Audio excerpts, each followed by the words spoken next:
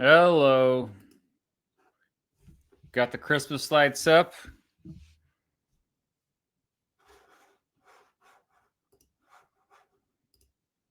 Cool banana. We made it to Friday, yes. Hello, Tavistian, Tiger. Kane, Senpei, Pai. Amak Yoin. Yo, hey. Kibathunda is here. Aiden. Hello, what's up? Thanks for being here. We made it, yeah. Well, we still got to get through Friday and the weekend and next week and the rest of the year and the rest of the decade. But yeah, we made it. Yeah, the war on Christmas has begun because Pete Hegseth said that he's going to have a Christmas tree up the whole year or something like this. That's a war on Christmas if I ever heard of one. I'm not joking here. No, check this out. I read this story yesterday.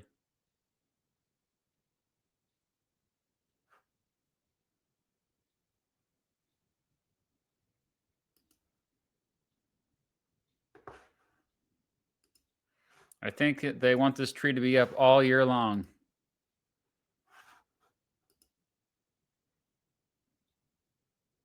Oh no, the page is locking up because of the ads that's been happening lately. Look at those ads; are ridiculous. I don't want to buy that. Why do you think I want to buy that? Oh my gosh.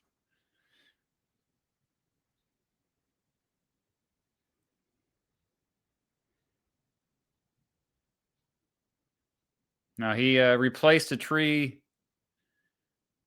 a 17-year-old shrub that had recently fallen into decline. So he replaced the original tree there with a new one. It's a war on Christmas. I'm telling you. Okay, sorry. This I'm closing out of this because this is ridiculous.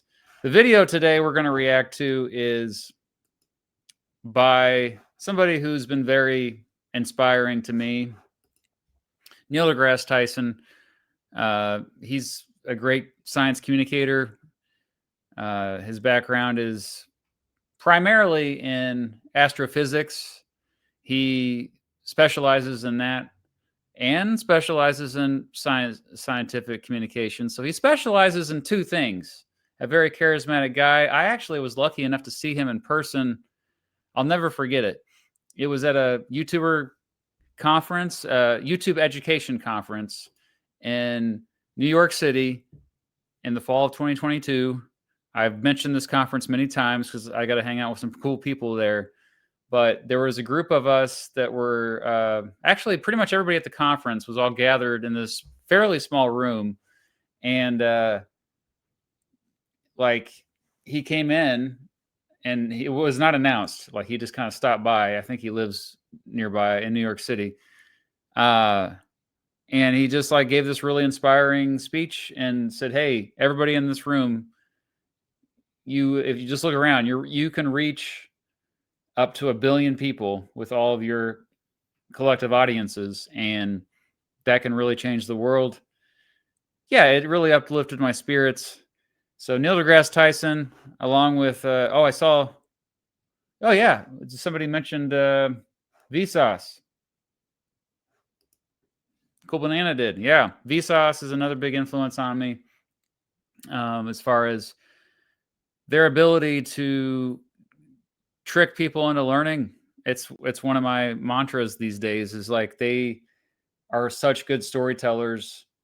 They know how to keep someone engaged, and they keep you hanging by their every word, and you don't even realize you're learning when you're listening to them. And so when I first started making videos, especially, or even when I first started teaching, 2008, 2009, 2010, I was really paying close attention to how they did things. Also, Crash Course. I got to give a shout out to the Vlog Brothers, who I've been following John and Hank Green pretty much nonstop since 2010. And then Crash Course, I think, started 2011. So yeah, Edutainment. And then I saw Vsauce in person. I've met him a couple times. Of course, my in was that he went to the same high school where I used to teach, Blue Valley High School in Overland Park.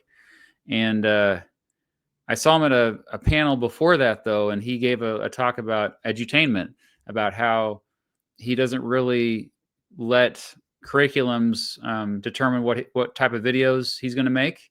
He just only lets his own curiosity drive what he wants to make. And that really also had an impact on me. Afterward, I went that direction as well, because my earliest videos were purely curriculum based. It was like, oh, kids have to learn this stuff in class, then I'm going to make a video about it. Veritasium is another one. Yes, I know he's got some flack for some conflicts of interest stuff, but still, he's a master at what he does. Oh, I was your top. Well, heck yeah, T-Lag Pro. What an honor. That's amazing. Very cool. Thank you for watching. Thank you for tuning in with us. That means you attended class. You had good attendance. Yeah, Mythbusters. Although I never really watched it much because I never got the channels. I do have a stream schedule. Every Friday at 9 a.m. Central, I do this. I usually react to a history video or sometimes something adjacent to it. So this video we're going to react to is relevant because, well, A, we're living in the misinformation age. That's what I call it.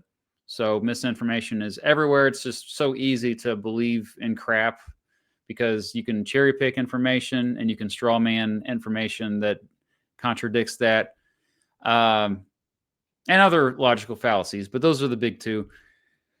The other reason why I think this video is incredibly relevant is because, yeah, we've lost trust in experts. And that's what my video just so happens to be about that I'm releasing today. Later today, I'm releasing a video about why do we trust experts? And this is a video I've been planning for a very long time. I started writing the script for it right after the last election because that was like a big, that election, I had realized, wow, people really were misled quite a bit. They believed Trump was going to do these things. They really did, that he campaigned on. And it was a little bit shocking because I just thought people had realized, had already kind of gotten over that. I mean, because if it was 2016, it's very understandable how you could be cast by that spell. If you go back and watch the speeches of Trump in 2016, yeah, like it resonated with a lot of people. I can see why it did. He was an outsider, a true outsider going in there to drain the swamp. And that's why I was like, oh, maybe this won't be so bad to have this guy in here. But, you know, 8 years later, we've already realized that by this time, it's pretty obvious he's a con artist, arguably the most successful con artist in American history. And yet he was still able to con. He was getting people buying crypto.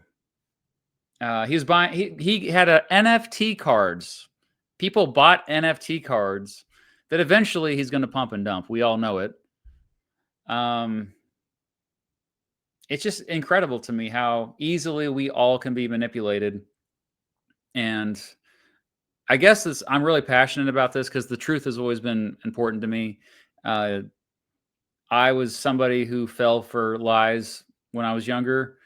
And when I found out that they were lies, when I found that out, I really did feel betrayed. I felt like I couldn't trust anyone. You know, I did have this crisis of like, if even my own parents are lying to me about certain things, who can I trust? You know, the people that I love the most. And I don't know. Some people don't care. Most people really don't care about the truth that much. You know, they want to believe what they want to believe. They want to hear what they want to hear. It makes their life a lot easier. I get that perspective. That's just not me. Because for me, we can solve problems best if we have all the facts. If we know, if we can get as close to the truth as possible, I think we could solve a lot of more problems than we already solve. So yeah, that's my whole thing. That's why I got a journalism degree in college. The first degree was journalism. That's why I was going to be a journalist, because I wanted to find out the truth.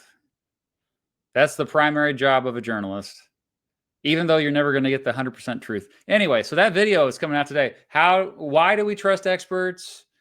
I think it's pretty relevant. Sad to say, people might think it's an obvious answer, like, well, duh, you trust experts because they know more than anyone else. Duh. But, sad to say, a lot of people don't trust experts anymore. Even doctors, even scientists. It's a very disturbing trend. And it began with the internet. I get into that in the video a little bit. But anyway, so here comes Neil deGrasse Tyson just a few days ago releasing this, 7 days ago. So the timing is pretty amazing for my video and his to come out at the same time.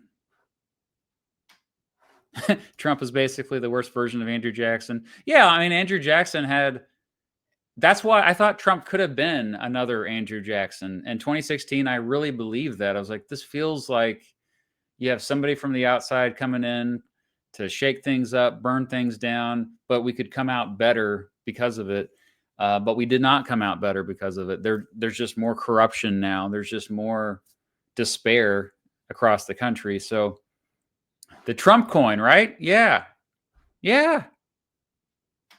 I think Andrew Jackson is still, although he was going on about McKinley this past year, but I still think Jackson is his favorite president. He said that a lot during his first term.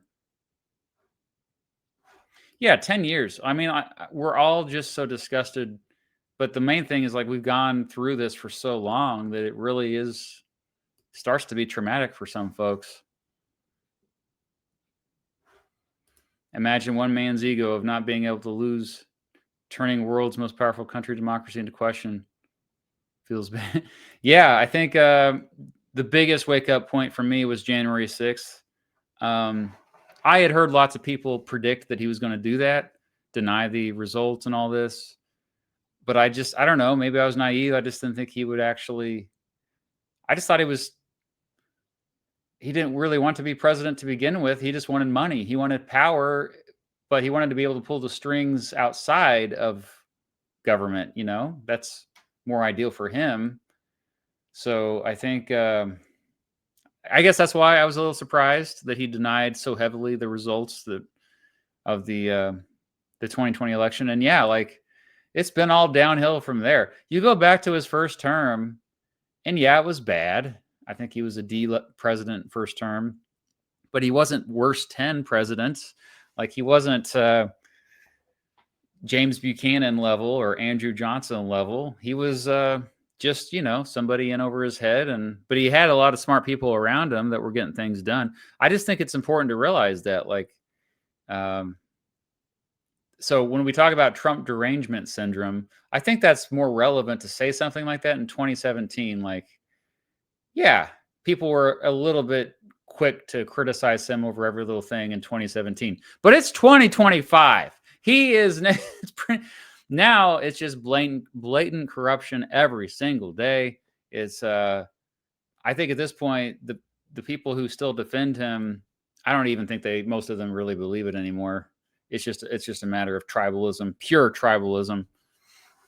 So anyway, I think you're going to like the video I'm releasing today. And I think you're going to like this video as well. I started watching it, but I didn't finish it. Or I guess I watched like 2 minutes of it. And I was like, oh, no, this would be one to react to with the group on Twitch. So here we are. Star Talk, Neil deGrasse Tyson, how to tell what's real online. I've been thinking a lot lately as an educator, and especially as a scientist, when you search online for answers and knowledge, wisdom and insight, what do you trust? How do you trust it? What is involved to decide whether something is true or not true? And it's not easy at all. I know a lot about a lot of stuff, but when I look things up that I don't know, it's like, this doesn't seem to feel right. There's something odd about it. Let me keep checking. But let me first off the top say, so many people are now using some variant of AI to answer their questions that they might have. When I search things where I fully know the answer, AI gets it right 85% of the time. 15% of the time, it's flat out wrong or didn't fully understand what's going on. I would say it's more like 90, 95%, but yeah, like overwhelmingly, it gets things right. I think we need to stop cherry picking when it gets things wrong, because it gets things right more often than not, and it's only getting better. So, Of course, large language models they don't think really. They're just assembling words that have appeared next to other words that various people have written. And I mean, we could get philosophical here. What does it mean to think? This is a debatable. Like, this is just an opinion here by him. I don't necessarily think I agree with him, but it's definitely something we could have an argument about for 10 hours. Posted on the internet. And so there's no guarantee that what people have posted is correct. What I encourage people to do is don't trust what the large language model AI is giving you. If it's worth its weight in salt, it'll give links to where it got that information. Just like the old days, when you did a search, you'd have a list of websites, and then you would click on the websites and assemble your own answer, which is what AI is doing for you now. So I don't rely on AI, just based on the errors I know it makes when I already know the answer to something. So what is objectively true really matters to everything I do, say, and think and produce. And so I check things, double check them, triple check them, verify if my bias is influencing what I'm finding. Am I just choosing what I like versus what I don't like?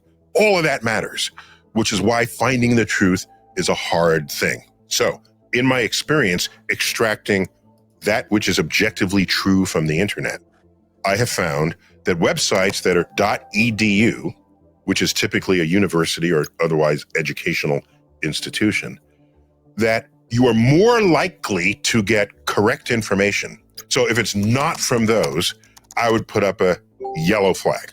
How about somebody's online and they're defending the actions of an industry in which they work? Yellow flag. Not a red flag. There are people who will just discount it just because the person's paid by the industry. They could be telling you the truth. So it's That's what a lot of people say about big pharma, which I got my issues with big pharma. But a lot of the research that is funded by big pharma is subsidized by taxpayers. And then really, I think that's kind of missing the point. The point of following the incentives is extremely important. But if you have one scientist doing research for a large multinational corporation that may be evil, let's just say its name rhymes with Smizer, and they're doing all this research, well, the scientist, the individual scientist doing the research is not getting a bonus if they discover anything during their research, like specifically. A lot of times discoveries happen by accident. It's not like if you're playing football, like Patrick Mahomes is a quarterback, you get a bonus if you get to the playoffs. You get another bonus if you make it to the Super Bowl. You get another bonus if you win the Super Bowl. That's not how it works. They're just kind of stumbling forward half the time. That's what science is. It's messy. It's a constant process of correction. And most of the time they're getting things wrong, and they're just in the dark about what's real and what's not. I think that's the biggest misconception about science itself, is that it's a process, and it's not it's not like they are just sitting around like saying this is the truth and there's only scientific truth. That's it. Absolutely not. That's anti-science. So, and then on the other end, you have people that go, well, I'm just questioning the science. Like, it's okay to question the science. But those folks generally don't just question one specific claim. They question dozens of claims that are related. They usually question an entire field. That's denialism. That's not only is it annoying, it's also counterproductive, and it's going to get us all killed eventually if you just have people that just don't believe anything at all. I mean, it's borderline delusional. So I think that's where we get into trouble. But anyway, back to what he was saying. Incentives are important, and so I'm glad he has a yellow flag. But it doesn't mean that. I mean, most scientists aren't even paid that well, for starters. Yellow flag. It means whatever they tell you, listen with caution, because they have a vested financial interest in having their view match that of the industry. So what's an example of this?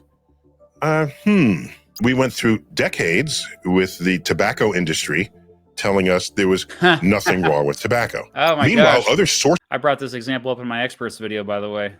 of information said that there was. The industry is not always lying to you.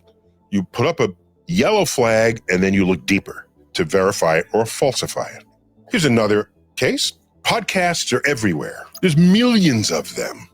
Millions. Star Talk, just one of them. Some podcasts, the host just tries to get really cool people on.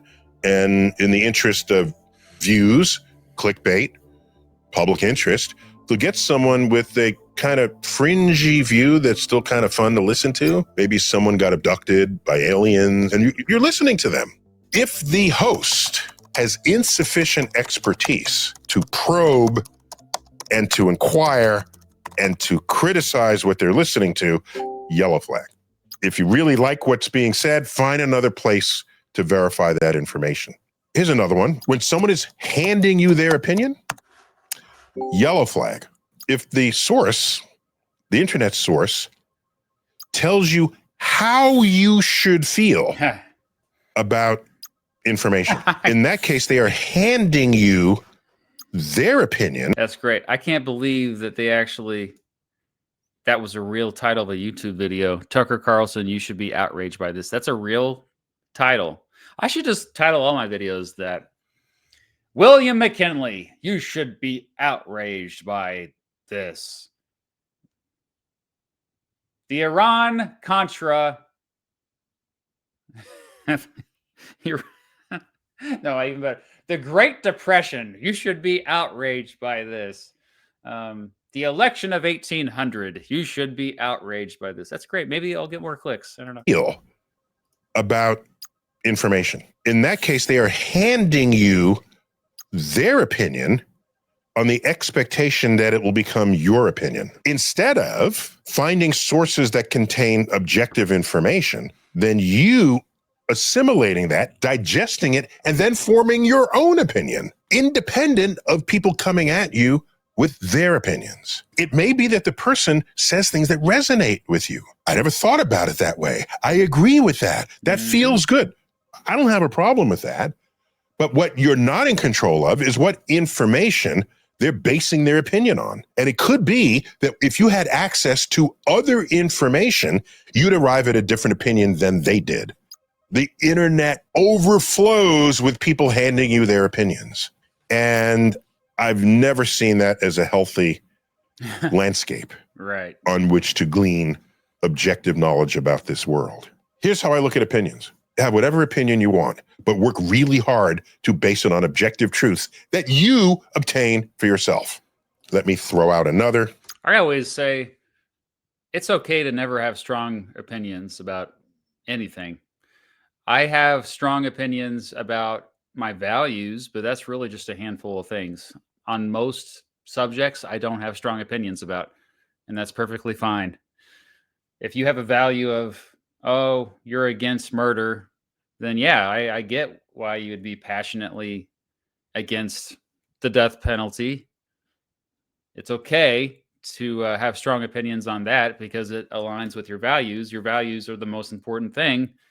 They're near and dear to you. But otherwise, like on most issues, especially thinking about that most people don't know much about most issues, why would you have strong opinions about them? If there's content that has been lifted from its original source and reposted, there's a yellow flag. First, you don't know if it's out of context. Usually there's commentary that's all my videos, by the way. That's all my videos. That's why I encourage everyone that watches my videos to check out the sources where I got the information, to check out my scripts that have footnotes in them where you can verify if I said something that's maybe a little bit controversial, is that actually backed by a primary source? Is it corroborated by multiple sources, independent from each other? I mean, I got into some trouble. Actually, I mentioned this in the expert video as well. I got into some trouble with the Mormonism video by using the phrase con artist to describe Joseph Smith. Well, Joseph Smith was tried in court and found guilty of fraud. So it was, if you say the legal system is finding him guilty, then you could probably just say, yeah, he's a con artist. He was tricking people and for financial gain. But that triggered so many people. They did not want to hear, many Mormons did not want to hear the founder of their religion described as a con artist. And I understand that, well, of course. So I guess it's also important to, what my point is, it's also important to be careful with what language you use, because, you know, there are certain connotations with certain words that might trigger some folks. And then they're so upset about that they don't listen to anything else you say. They avoid all the other context that backs up the fact that you're saying that he was a con artist. But yeah, in retrospect, maybe I shouldn't have used that phrase. I should have just described his actions, and then they could reach that conclusion on their own. But I mean, he obviously was a con artist. I don't like to sugarcoat things either. You know, sometimes you just need to tell people a spade is a spade. It is what it is. That's exactly why whitewash. I'm not a fan of whitewashing history. Tell them exactly who people are, because we don't want these bad things to happen again. Surrounds it because they want to get you to think about that clip, what they think about that clip. And if it's not in its original platform, in its original format, in its original length, that's a yellow flag. Maybe it's just an innocent, oh, check this out, it's funny, I enjoyed it. But if it starts containing information that you need to absorb to make your own decisions about things, then go back to the original source. I once gave a 2-hour public talk, and 90 seconds of it was clipped and reposted, and someone railed on it. Say, how does he dare he say this? What? He doesn't ever, without knowing what preceded those 90 seconds. The whole analysis was completely false because he didn't see the rest of it. But he's bringing his following into it so that he can hand them his opinions of a snippet of something I said. So that's my firsthand example of that. But of course, this would apply to anybody at any time. Go back to the original source. And some content is longer than others. Yes, it's easier to see the 30-second clip, the 2-minute clip. But if you care about what is objectively true in the world, the yellow flag tells you, go find the original source. That's the problem. Most people don't care what is objectively true. They really don't. And I think everything begins with instilling curiosity in people again. That's why I end every video by saying, don't forget to stay curious. The moment you stop being curious, that's when you go down some paths that you don't have control of where you're going. You're just kind of blindly going down a path, and maybe it's a good path. Okay, I'm not saying that it's going to end up being a dark path, but still, if you want to be in control of getting, staying in reality, getting as good of a grasp of facts as you can, which none of us are perfect. We all have our biases. We all are wanting to seek out information we want to hear. It's just cognitive dissonance sucks. It hurts our brain to come across information that contradicts our values, our beliefs, our identity. Regardless, staying curious, I think honestly, that's been one of the things that's helped me in my life more than anything, because that's why I'm constantly changing my mind about things, about politics. Talk to me about Trump in 2016 is be very different than me talking about him now. If you would have asked me, do you think Trump is wants fascism? If you would have asked me that in 2016, I would have laughed at you. I would have been like, no. So getting new information constantly, you should be doing that as much as possible. I got another one that's kind of in between a yellow and a red flag. Here's how science works. when you're on the frontier, we're scratching our head, we don't know what is true yet, but I can have a scientific result that hints at something or declares that one thing is true rather than something else. If there's no other research to verify it, that's a yellow flag. That's interesting. That's worthy of further research to see if this result holds true. And generally, if it makes it into the news, it's a result that's unexpected. If it's a completely expected scientific result, no one is going to talk about it. This might ultimately prove to be true when verified by other results. Holy crap, that's such a good point. If it's something that is an expected result, it's like if you have yet another study that backs up that vaccines are good at preventing us from dying, it's not going to make the news because we've known this for so long, hundreds of years at this point. There's been hundreds of thousands of studies probably already at this point.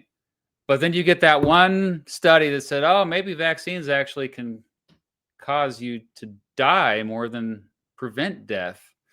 That would make the news. That's a really apt, profound statement, actually, the more you think about it. Hence the yellow flag.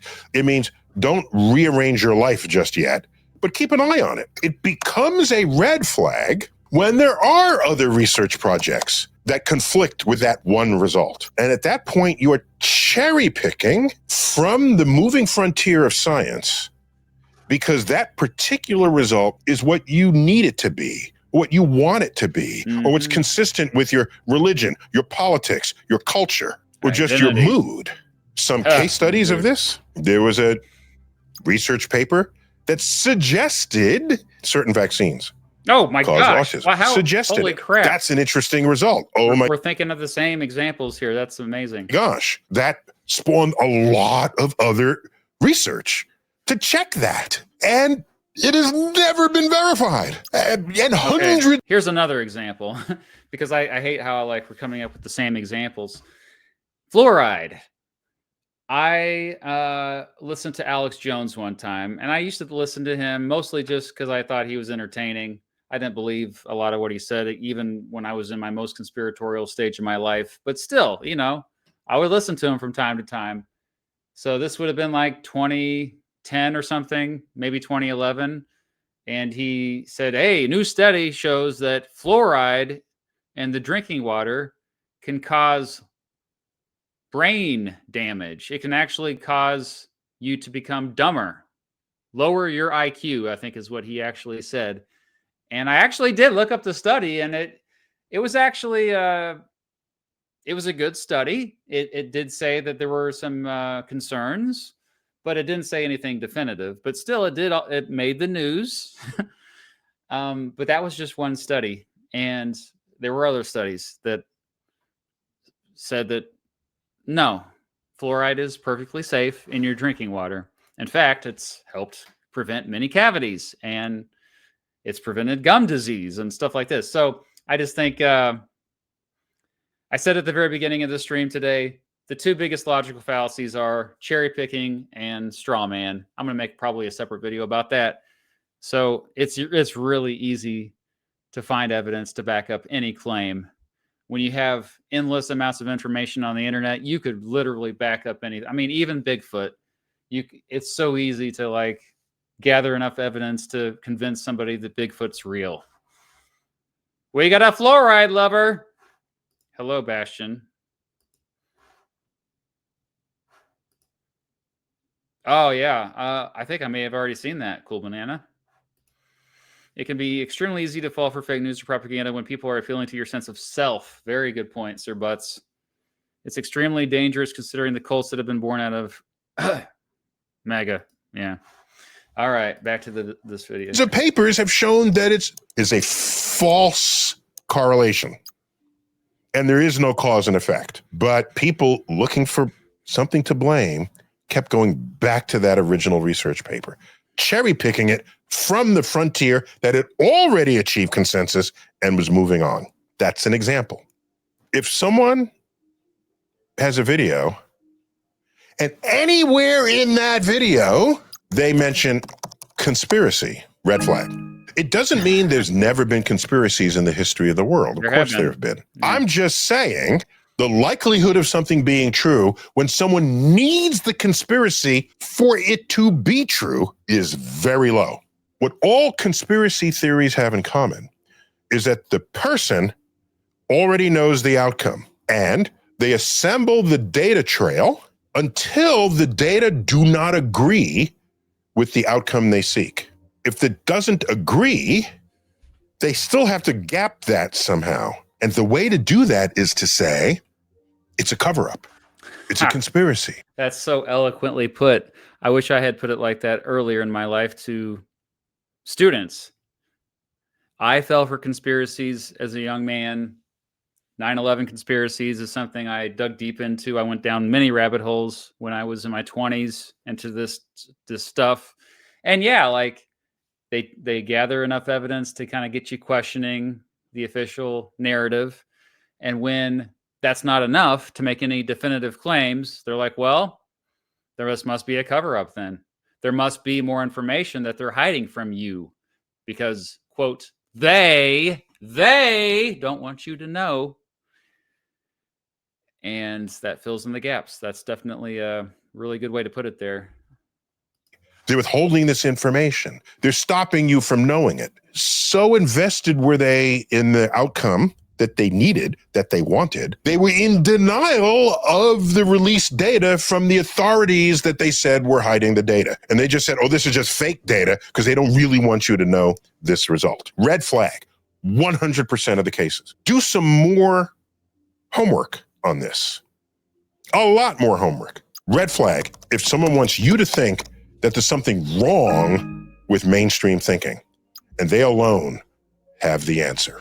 Since when did mainstream become a bad word? When Einstein published the theories of relativity, mainstream physics was like classical physics. Quantum physics comes around, relativity comes around. It is not mainstream. It was published in peer-reviewed journals, and it transformed physics. The difference is all of classical physics is still correct in the regimes over which it was tested. And relativity and quantum physics absorbed classical physics within them. Point is, if someone gets on social media or anywhere on the internet and says, mainstream is wrong, and they're suppressing my view, which is correct, red flag, pure and yeah, I would agree with that pretty strongly. And it, the internet age has made it not just cooler to be against the mainstream. I think it's always been cool to be against the mainstream to a certain extent throughout human history. But the difference with recent human history is because information is everywhere, you can gather information so easily to back up your ridiculous claim. Plus, more importantly, if you want to go against the mainstream, you want to say, yeah, the earth is flat. Yeah, that's definitely counterculture, right? Well, you can find at least a few dozen people online, which a few years ago, it was a lot more people than that. But you can find a few thousand people, maybe more, that agree with you. And so it makes you seem less crazy. You're like, well, all these people agree with me, so I can't be crazy. There's got to be some truth to this if all these people. And so it's kind of, if you're consuming flat earther content all the time, that's going to be your mainstream. So that's my final point about this is social media and algorithms have made it so that our echo chambers make whatever our niche is, that whatever our interests are, become mainstream to us because that's all we consume. We're not getting any mainstream. And so what does mainstream really become? Well, any narrative that is different than yours that a lot of other people have, it's meaningless. Actually, the word mainstream has become more meaningless, unfortunately. That's another byproduct of the times we live in. Simple. Red flag. Mainstream is not your enemy. Just a couple more. Thanks for hanging with me here. Anytime someone indicts an entire demographic, red flag. They say, the Jews, the gays, the blacks. If you hear that out of anybody's mouth, red flag. They want to. Yes, even rich people. You can't blame all rich people. But I know it's tempting to. I saw Sir Butts, you had a comment earlier.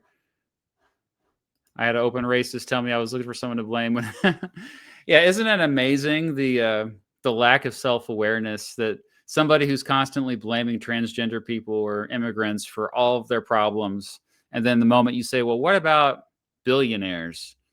How can you just blame all billionaires for all of our problems? But yeah, the fact is that there's a good argument to say, okay, I'm not just talking, maybe we should focus in on billionaires because there's only a few billionaires.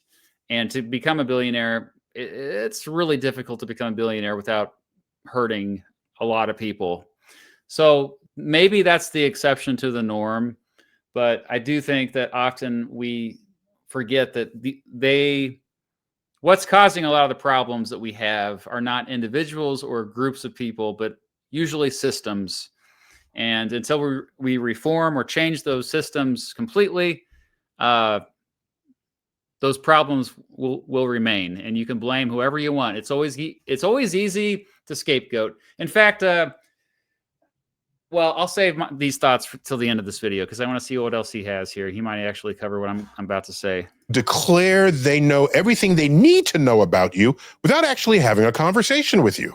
That takes effort, by the way, to learn who people are, to learn the nuances that distinguish one person from another, one person's thoughts, behaviors, actions, motivations from another. One of the greatest travesties of what it is to be human is to tribalize in that way. Generally, if someone feels comfortable categorizing demographics in that way, it means they don't know many people from that demographic. That's really all that means.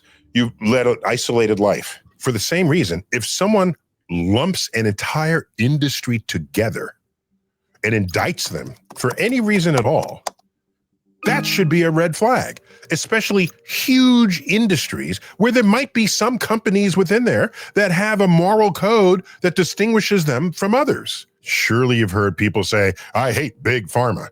Like, really? You just want to put them all together as one monolith? By lumping them together, you are denying that possibility within a huge range of business practices. It doesn't mean there isn't a practice that they're all doing that you indict, but to indict all practices of all companies that are part of a sector, that should just simply be a red flag. It is way too easy to just lump everybody together and declare that you understand who and what they are.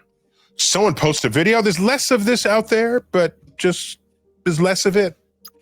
Someone says that they've discovered some process, phenomenon, material that defies the known laws of physics. Red flag. Obviously. Do I need to go further on this one? One more to round out an even dozen. Somebody tells you they invented something that will render an entire industry obsolete and that you better buy it now. Otherwise, that industry is going to close down their channel. That's pretty much every ad I've ever seen on Rumble, by the way. Red flag. Baker's dozen. If someone says they've met the aliens, red flag. Hold them to a higher standard than just their eyewitness testimony. Hold them to a higher standard than fuzzy video taken in Twilight. Hold them to a higher standard. Again, we're after objective truths here. And in that higher standard, have them bring forth the alien of which they speak. It's tough today because AI can just create that in a video. So meet me in Times Square or in Speaker's Corner or in Venice Beach with the alien at this time, and we can all look at your alien. That's how you establish objective truths. That's my Baker's dozen list of cautions as you proceed to establish that which is objectively true, supported by evidence. I love how he brought up the physics thing, which is obvious, but at the same time, like, man, do so many of us forget that. And that which is not. And this has been another, what's up with that? Trying to cope with the modern ocean of information that's out there. Until next time, keep looking up. Well, I'm not subscribed on here. I'm on my personal channel. Star Talk is great. I highly recommend it. It's not history, but it's a lot of learning. Okay. Almost 1 million views in a week. That is promising to me. That is really encouraging stuff. My final thoughts about all this related to this video. Also the video, like I said, I'm releasing a video about why we trust experts later today. And maybe I'll start with a reference to Sergeant Mustang here, who says, I think the algorithm plus the proliferation of AI-generated nonsense is a major threat to, quote, shared reality. My local used car dealership has an AI-generated logo now. I mean, there's a lot of YouTubers that use AI-generated thumbnails. I don't, but even like YouTubers I respect have been caught doing this. AI's influence is spreading into the physical world, and all the conspiracies, wrong thinking probably will too.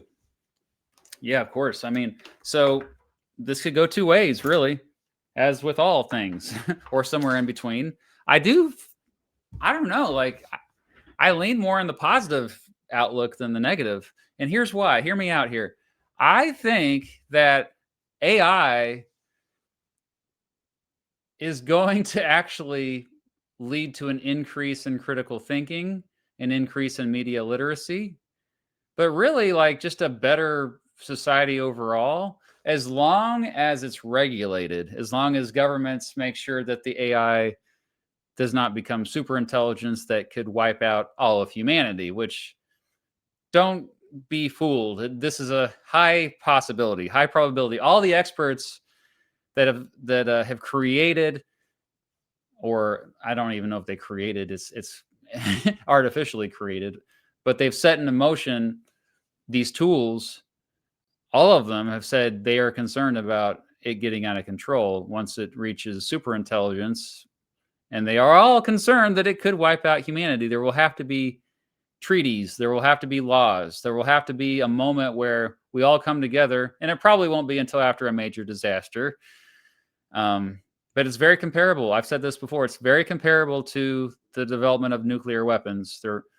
They did have a couple bombs dropped. The United States is the only country to ever drop nuclear bombs on another country, but many were tested by multiple countries.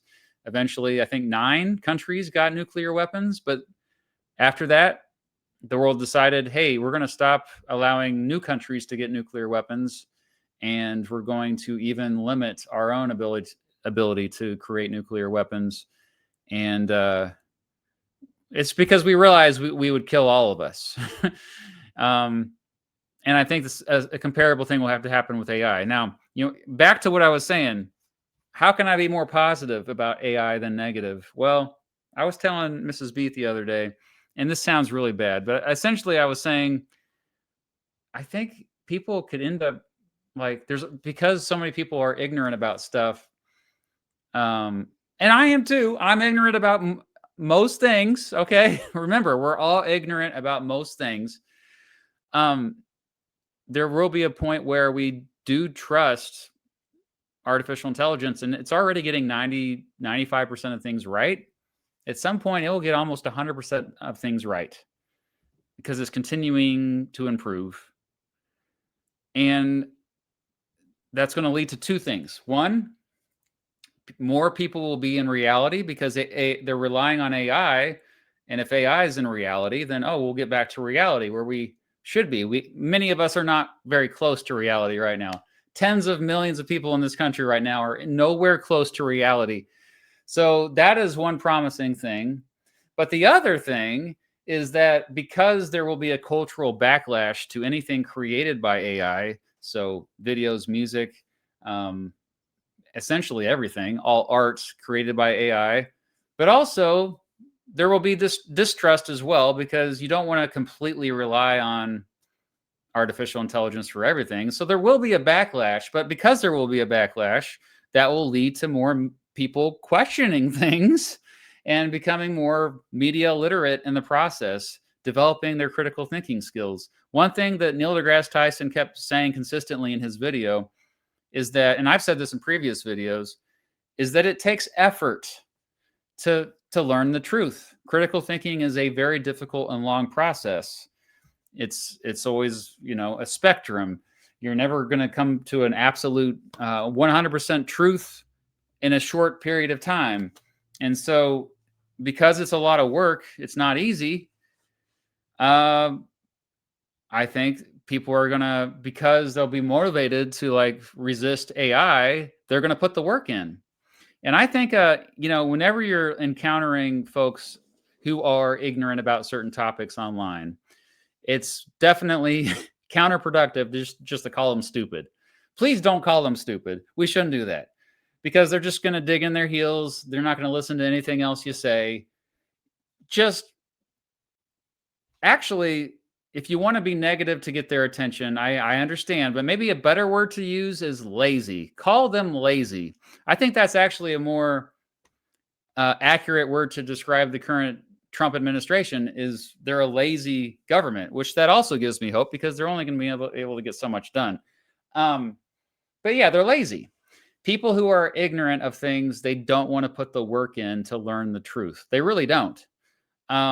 And so if you're gonna call them out, don't call them stupid, call them lazy, because they're not putting in the effort. It's like exercise. You have to put in the effort. You have to exercise your brain, just like you have to exercise the rest of your body. And the fact is, there's a lot of lazy people that would rather not. They'd rather just kind of be comforted by a few claims that already back up their values and identity that doesn't threaten their identity. We drastically sharpened our information technology. The internet was really the unrefined raw material stage. That's a really good way to put it. AI is something like a chrome alloy. Did you come up with that, or did AI come with that metaphor? I like it. Super Stay Up. Are you new here? I like it.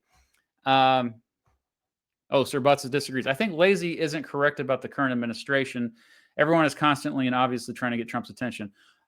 Yeah, there are folks within the administration that are not lazy, but I think overall Trump himself is lazy.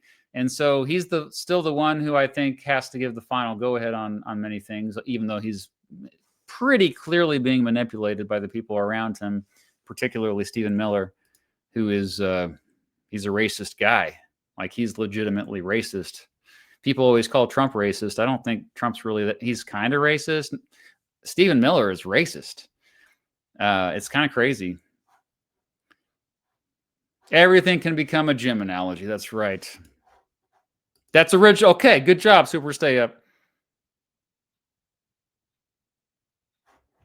I don't know. I think Hexeth is still sucking up quite a bit to Trump.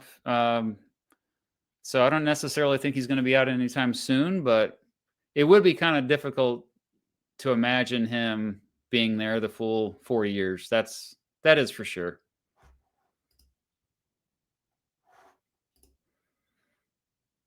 Okay, that's racist. Yeah, that's racist.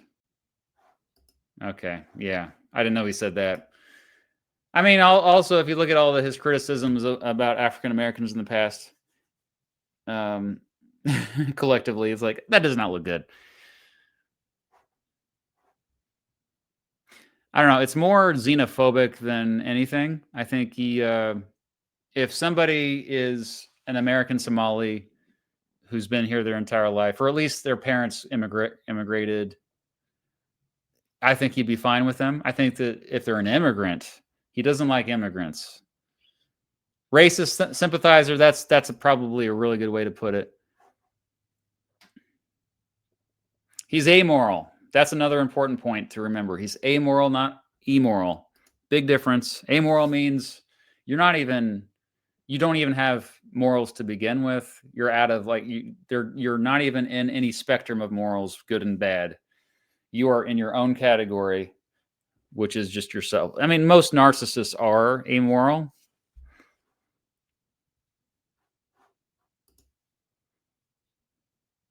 That's fair. The South Africans that he granted amnesty for, that's a fair point. Yeah, of course you couldn't find Somalia on a map. Kind of worry about that guy running for mayor in Isn't it next year, of Minneapolis? Somali mayor.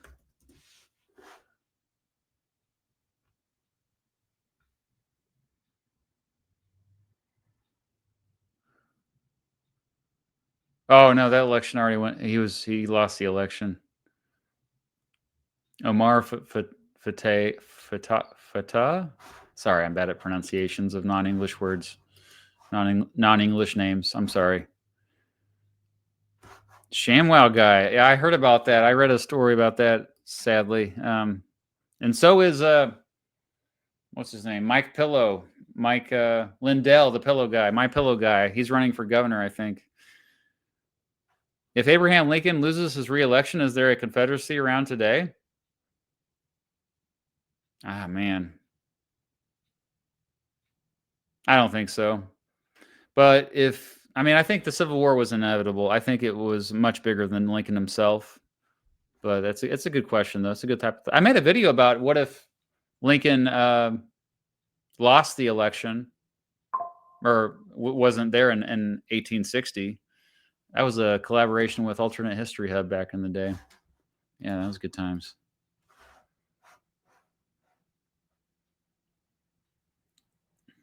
You have two My Pillows. They're not even that good though, right? I don't know.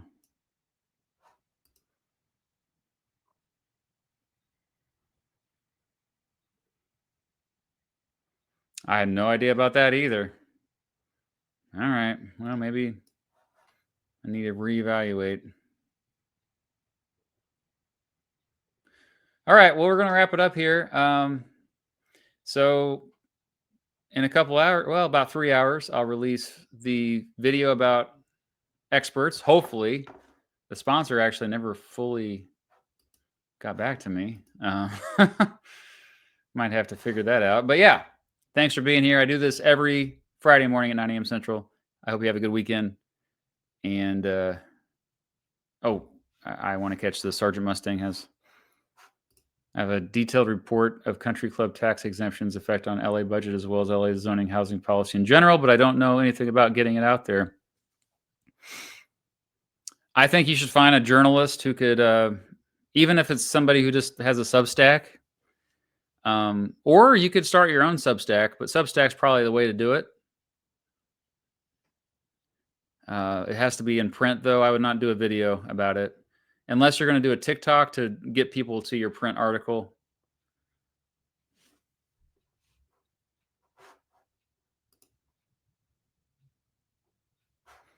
Yeah, you too, Sir Butts. Have a good weekend, everyone. Bye.